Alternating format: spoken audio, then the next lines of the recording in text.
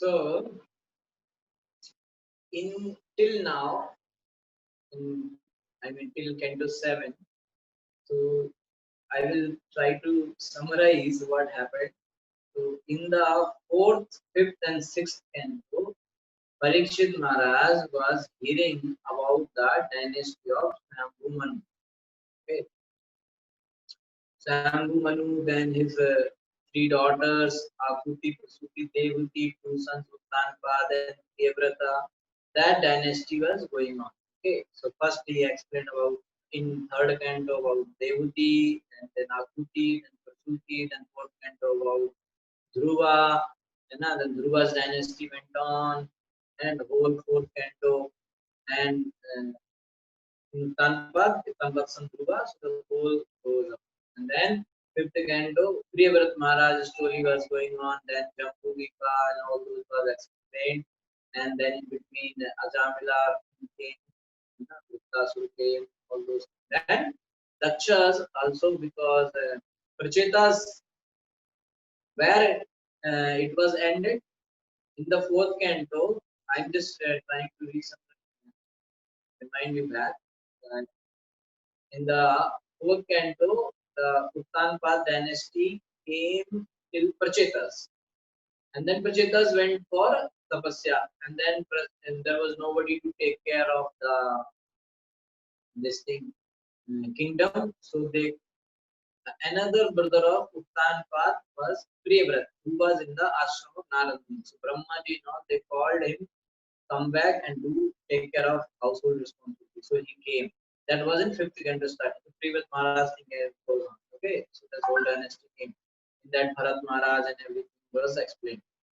And then this dynasty was over, and then Prachetas they came back and they did their son Daksha. Okay, he took the charge for progeny. So Daksha's 60 daughters were explained in the sixth canto. Like that.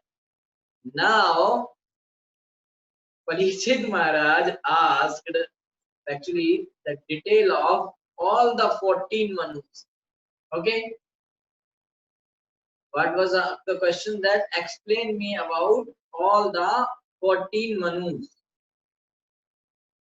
Now, how many Manu they explained? Only one. Okay, Swayambhu Manu only. Parikshit Goswami explained, and already what happened is that 7 cantos are over. Okay, that means almost Parikshit Maharaj has 7 days to have this discussion. So almost 2.5 or 3 days is over. Now remaining 4 days is there. 7 canto is already over, and only one Manu is explained. How many Manus are there? 14 Manus. So if every Manu will be explained like this, three cantos, then it will go on. So now in the 8th canto, everything will be in a short form. Okay, so Parikshit Maharaj heard about dynasty of Shambhu Manu in canto 4, 5th, and 6th. He now asked Shukdev Goswami to describe the dynasties of other Manus and activities of the Lord during various Manvantara. So in Brahmaji's one day, there are 14 Manus. In one day of Brahma, 14 Manu will rule this universe. Okay, so every Manu time period, like every prime minister rules for 5 minutes, so every Manu rules for 71 Chaturyuga, means Satyug, Treta, Dwapar, Kalyug. This is one cycle. So like that 71 cycle, one Manu will rule. So till now we discussed only about the Swayambhu Manu. Okay, now he is tell about other Manus. And every Manu's time period, Krishna will come as Manvantar avatar. So out of 6 avatar, there is one Manvantar avatar. Okay, 6 type of avatar. One is Manvantar avatar. So because and every Manu, there will be every time period of Manu, six positions will be there to manage the activities in the universe. What is that? One will be Manu. These are six posts. So one post is Manu. Second is Manu Putras. Okay. Then seven sages, Saptarishi. Then Indra, Devatas, and Manvantar Avatar. Okay. Manu, Manuputra, Saptarishi, Indra, Devata, and Manvantar Avatar. So these things are explained in for every Manu. So now only for one Manu this much time has taken. So other Manus he will tell in short. Okay. So now Manu, Manuputra, seven Saptarishi, Indra, Devata, and Manvata. All these six things are going to be explained about other 13 Manus. Six Manu past, present, seventh Manu present. We are in the time duration of seventh Manu. Okay, so in future 7 more Manu has to come. Okay, 6 Manu passed, and just now Swambhu Manu discussion is over. That is the first Manu. Clear? Now we should be in the same page. So whatever we heard, I just summarized. Now Canto 8. Okay. So in the here, this is the question. Okay, that explain me about other Manu. Who asked this question? Yeah, Shukdev Goswami. Sorry, Parikshit Maharaj asked this question to Shukdev Goswami. That explain me about other Manus and their activities and the activities of Manvantar Avatar during every Manu. Okay, Parikshit Maharaj is more interested about Bhagwan Krishna's activity. So now, Shukdev Goswami will explain about the Swambhu Manu's renunciation and first 4 Manvantar. Okay, so in the first 4 Manvantar, when he will explain, in that explanation, Shukdev Goswami will say that Lord Hari saved Gajendra from a crocodile in the 4th Manvantar. So when this, actually Parikshit Maharaj want to, Shukdev Goswami want to tell every Manvantar like this. In this Manvantar, this happened, and move on. So like that he was saying, so in the 4th Manvantar he said, Lord Hari came as Manvantar Avatar, saved Gajendra from crocodile. So immediately Parikshit Maharaj will ask the question, how did Lord save Gajendra? So Parikshit Maharaj will ask this question, how did Lord save Gajendra? So Shukdev Goswami will tell crocodile attack. He will explain about how crocodile attacked this Gajendra, and then Gajendra prayed, and then finally Gajendra returned back to God in the spiritual world. Okay. So, and also he will explain about this Gajendra's previous life. That in previous life he was the Manu, the Manuvan. He was the Indradumna Maharaj. Okay, so in this way, then he will further explain about the Manvantara, 6th Manvantara. Then in that 6th Manvantara, he will also explain about the Samudra Manthan. Okay. In Samudra Manthan, so 4th Manvantar over, like 5th, like that, then he will come to 6th Manvantar, 6th Manvantar, he will tell about Samudra Manthan. So then Parikshit Maharaj will ask this question that, okay, tell me about Samudra Manthan.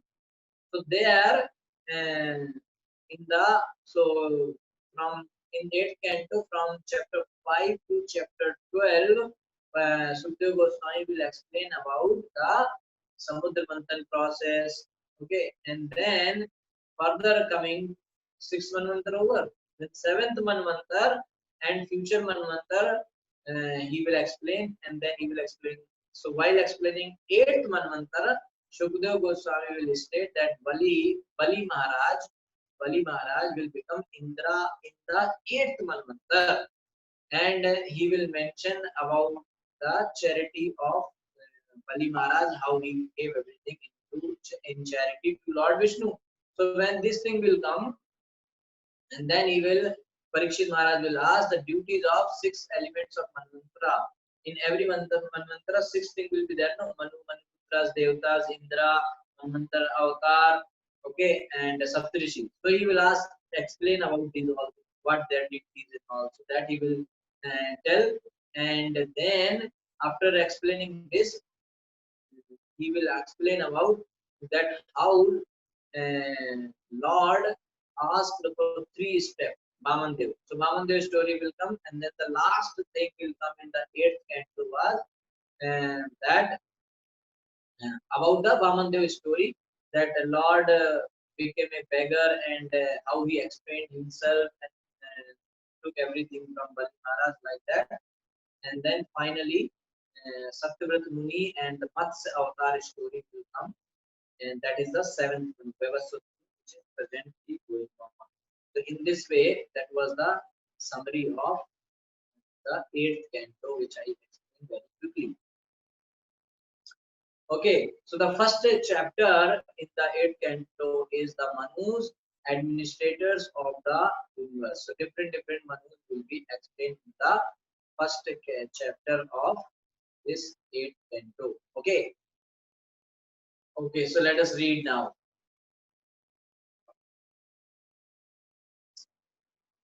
So you should be on the same page now, I hope. Okay, so you can open 8th canto, chapter 1. Okay, and text 1. The total 24 chapters are there in this 8th canto. I just gave summary of all 24 chapters. And now first chapter, there are total 33 shlokas. Okay. So now Srila Prabhupada in the chapter 1 of 8th canto giving summary. So we will read that also. Prabhupada is saying, first of all, let me offer my humble, respectful obeisances unto the lotus feet of my spiritual master, His Divine Grace Sri Srimad Bhakti Siddhanta Saraswati Goswami Prabhupada.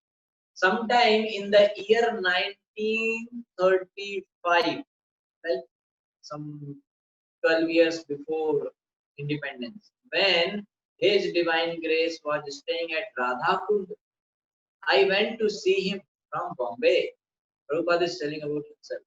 At that time, he gave me many important instructions in regard to constructing temples and publishing books. He personally told me that publishing books is more important than constructing temples. Of course, those same instructions remained within my mind for many years. 1935, Prabhupada's Guru gave instruction.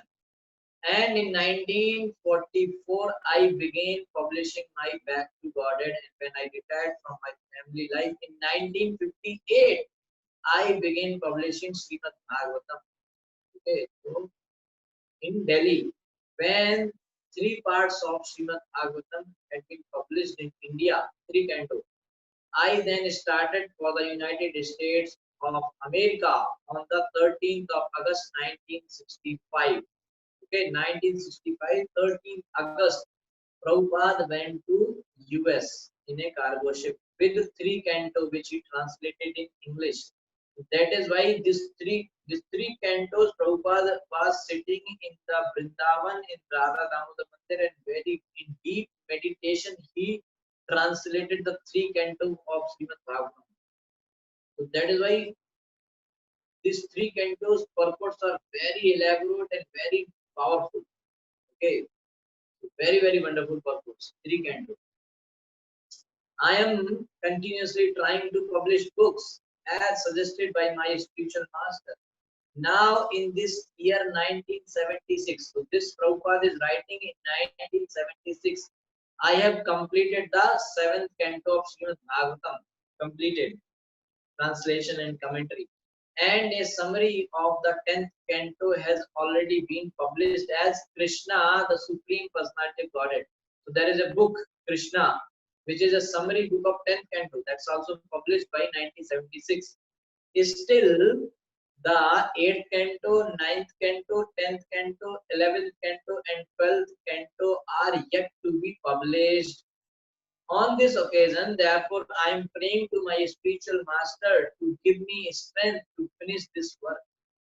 I am neither a great scholar nor a great devotee. Who is saying? Prabhupada is saying. So we should stop thinking that we are a devotee. Because Prabhupada, out of his humility, he is saying that he is not a great devotee nor a great scholar. He is pure Vaishnava Paramahamsa, but he is saying out of humility to teach us that what our attitude should be. Now, because we may think, Are, we have completed 7th canto, wow, we become super devotee. No. Okay. The person who translated and who commented on till 7th canto, he is saying, I am just like very humble. Okay. So we should not think too great. Okay. I am simply a humble servant of my spiritual master. Prabhupada is saying, I am simply a humble servant of my spiritual master. Every till now, whatever I have translated and commented, it is all based on, it is all because of mercy of my Guru. So we have to learn these qualities from Prabhupada, that always give all the credit to our Guru. Okay, no, don't give any credit to us. Whatever comes from Guru, all the knowledge, mercy, we distribute to others. And whatever credit comes, we give to Guru. That's what we are in medium. Okay. So I am simply a humble servant of my spiritual master, and to best of my ability, I'm trying to please him by publishing these books with the cooperation of my disciples in America. Okay. So he is not taking any credit. He is giving full credit to his Guru and to his disciple also. He is saying, I am trying my best with my ability to please my Guru. How? Because my Guru said you publish books, so I am trying to translate and comment and publish the books. So my Guru's mercy is there and my disciples' cooperation is there. So it is happening. I am having nothing like that. Prabhupada out of humility is saying. Fortunately, scholars all over the world are appreciating these publications. Let us cooperatively publish more and more volumes of Srimad Bhagavatam just to please His divine grace. The first chapter of the 8th. So we till now Prabhupada said a few words out of his humility and out of his gratefulness to his Guru. Okay, so we should also remember our Guru and other Vaishnavas who are teaching us and this Bhagavatam. We should be grateful to them, and we should be grateful to Srila Prabhupada, by whose mercy we got the Bhagavatam. Otherwise, how will we know this great knowledge? Okay, so we should pray and offer our dhanvat to Srila Prabhupada and all the Vaishnavas who are involved in teaching this to us. Okay. The first chapter of the 8th canto may be summarized as a description of 4 Manus, namely Swambhu Manu, Swarochish Manu, Uttam and Tamas. 4 Manu. Swambhu Manu story is almost over, little bit come here, final part. And then 3 more Manu the story will come. What is that? Swarochish, Uttam and Tamas. After hearing the description of the dynasty of Swambhu Manu until the end of the 7th canto, Maharaj Parikshit desired to know about other Manus. He desired to understand how the Supreme Personality of Godhead descends, not only in the past, but at the present and in the future. And now he acts in various past as Manu. Since Parikshit Maharaj was eager to know all this, Sukadeva Goswami gradually described all the Manus, beginning with the 6 Manus who had appeared in the past. The first Manu was Swambhu Manu. His 2 daughters, namely Akuti and Devuti, gave birth to 2 sons named Yajna and Kapila respectively. Because Sukadeva Goswami had already described the activities of Kapila in the 3rd canto, he now described the activities of Yajna. The original Manu along with his wife Shatrupa. The original Manu along with his wife Shatrupa went to the forest to practice austerities on the bank of the river Sunanda. They practiced austerity for 100 years. Then Manu in trance performed prayers to the Supreme Personality of Godhead. Rakshasas and Asuras then attempted to devour him, but Yajna, accompanied by his sons, the Yamas and the demigods, killed them. Then Yajna personally took the post of Indra, the king of the heavenly planets. The second Manu, whose name was Swarochis, was the son of Agni, and his sons were headed by Dyumak, Sushena, and Rochishma. In the age of this Manu, Rochan became Indra, the ruler of the heavenly planets, and there were many demigods headed by Tushita. There were also many saintly persons such as Purja and Stambha. Among them was Vedashira, whose wife Tushita gave birth to Vibhu.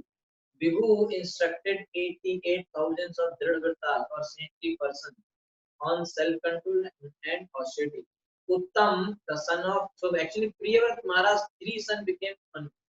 Uttam, the son of Maharaj, was the third Manu. Among his sons were Pavan, Srinjay, and Yajnahotra. During the reign of this Manu, the son of Vasishtha, headed by Pramad, became the saintly persons. The Satyas, Devasutas, and Bhadras became the demigods, and Satyajit became Indra. From the womb of Sunita, the wife of Dharma, the Lord appeared as Satyasena. So this is another incarnation of Lord Satyasena, and he killed all the Yakshas and Rakshasas who were fighting with Satyajit. Tamas, the brother of the third Manu, was the fourth Manu, and he had 10 sons, including Prithu, Khyati, Nara, and Ketu. During his reign, the Satyakas, Haris, Tiras, and others were demigods. The seven great saints were headed by Jyotirdham, and Trishikha became Indra. Harimeda begot a son named Hari, the book of his wife Harini. Okay, this is the one. This Hari, an incarnation of God, saved the devotee Gajendra. This incident is described as Gajendra Mokshana. At the end of this chapter, Parikshit Maharaj particularly asked about this incident. Okay, so now this first chapter will give a summary, and at the second chapter, Gajendra Moksha will also start. Okay, text 1. King Parikshit said,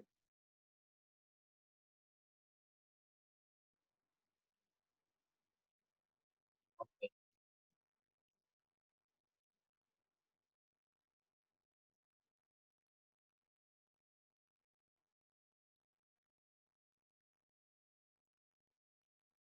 Sri Rajo Vacha Swambhuv Swambhuvasyeha Guru Vamso Ayam Vistarat Shrutaha Yat Visvasarjam Sargo Manunyanya Vadaswanaha.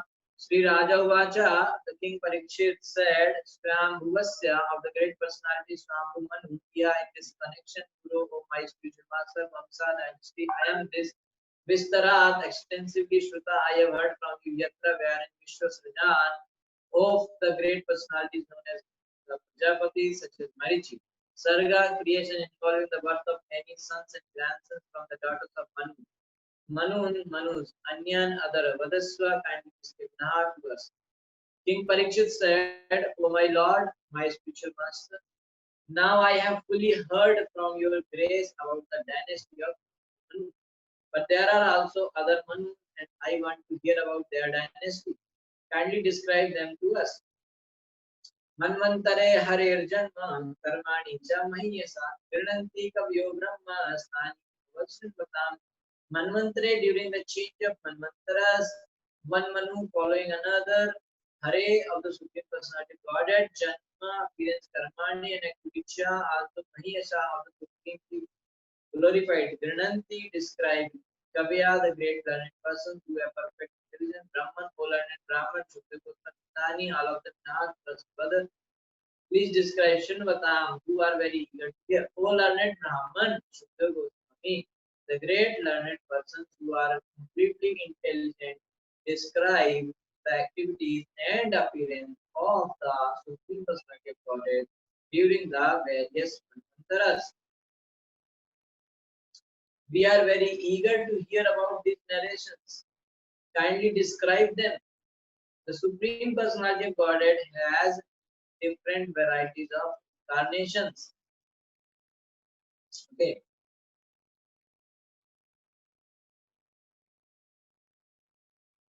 Okay, so we are reading 8th Canto, Chapter 1, Text 2, Purport.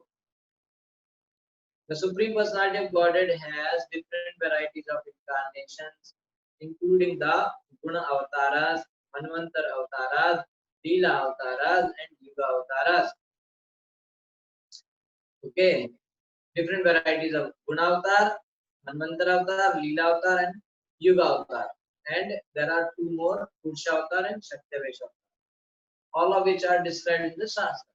Without reference to the Shastras, there can be no question of accepting anyone as an incarnation of the Supreme Personality of Godhead. Therefore, as especially mentioned here, Girnanti Kavyaha, the description of various incarnations are accepted by great learned scholars with perfect intelligence. At the present time, especially in India, so many rascals are claiming to be incarnation and people are being misled. Therefore, the identity of an incarnation should be confirmed by the description of the Shastras and by wonderful activities.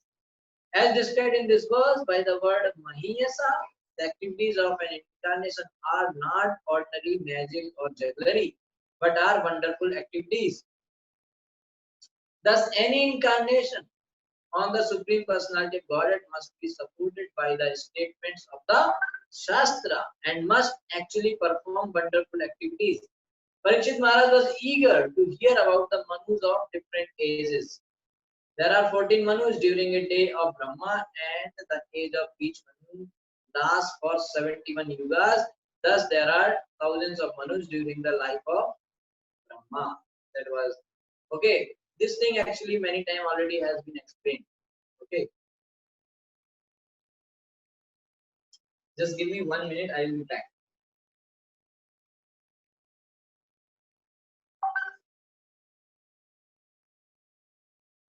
Okay, so in the second, it is explained that one should be very careful in order and just simply do not accept anyone as the incarnation or like that. Okay, incarnation should be accepted from the description of Shastra only.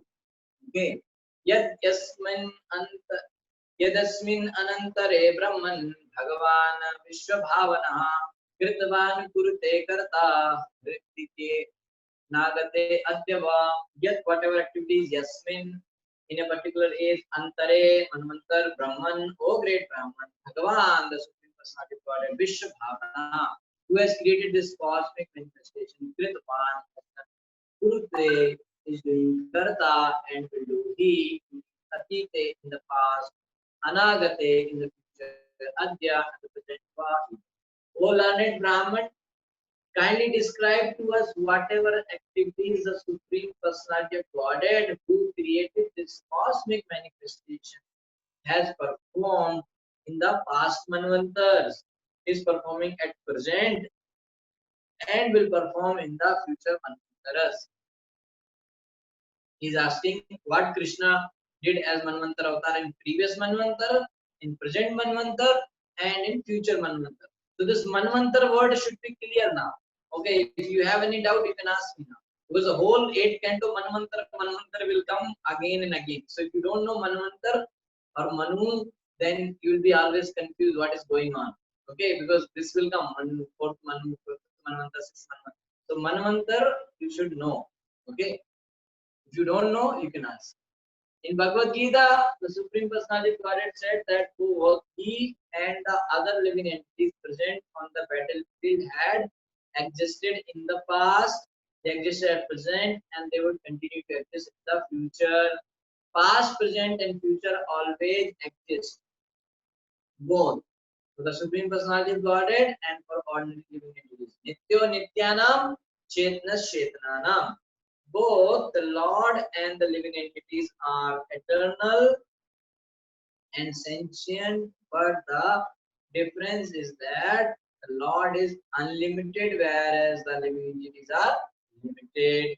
The Supreme Personality of Godhead is the creator of everything, and although the living entities are not created but exist, not created but exist with the Lord eternally, their bodies are created.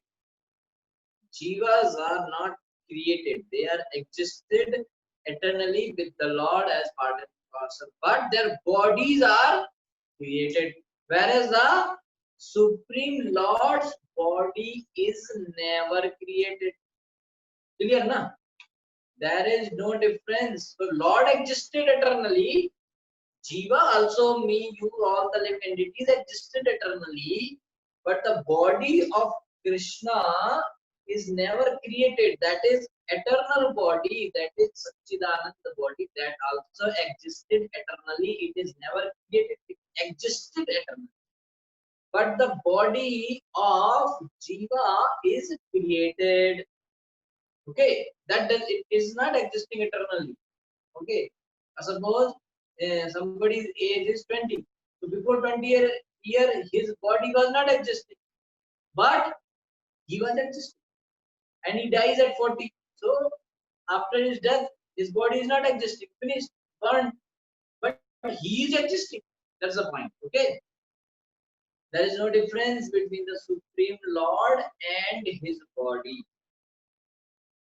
But the conditioned soul, although eternal, is different from his body. Okay. So here, in these three shlokas, Parikshit Maharaj's questions were there about Lord's incarnation and dynasties of other monks. Okay. Now from the 4th to 8th, Swambhu Manu's renunciation and austerity will be explained. Okay. So that is again 4 or 5 shlokas.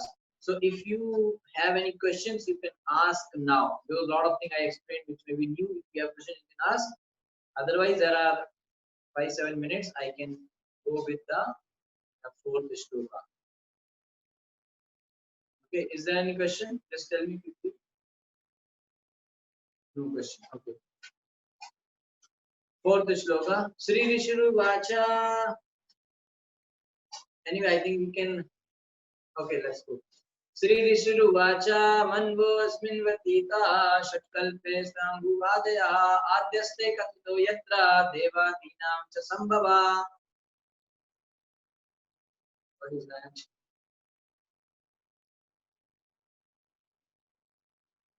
Can you please type the Manu and Manvantar thing by typing message in WhatsApp? Manu and Manvantar means you want to know what is Manu and what is Manvantar?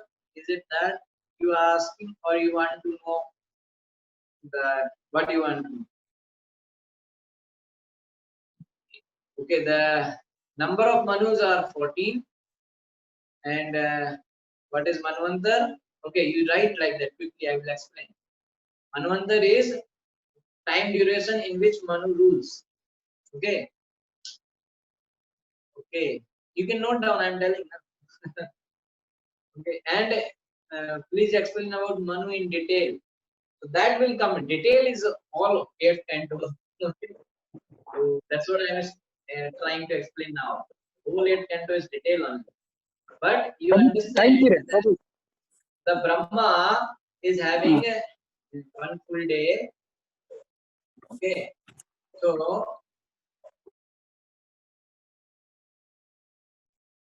Brahma, in one day of Brahma, I explained in one day of Brahma, 14 Manu will come.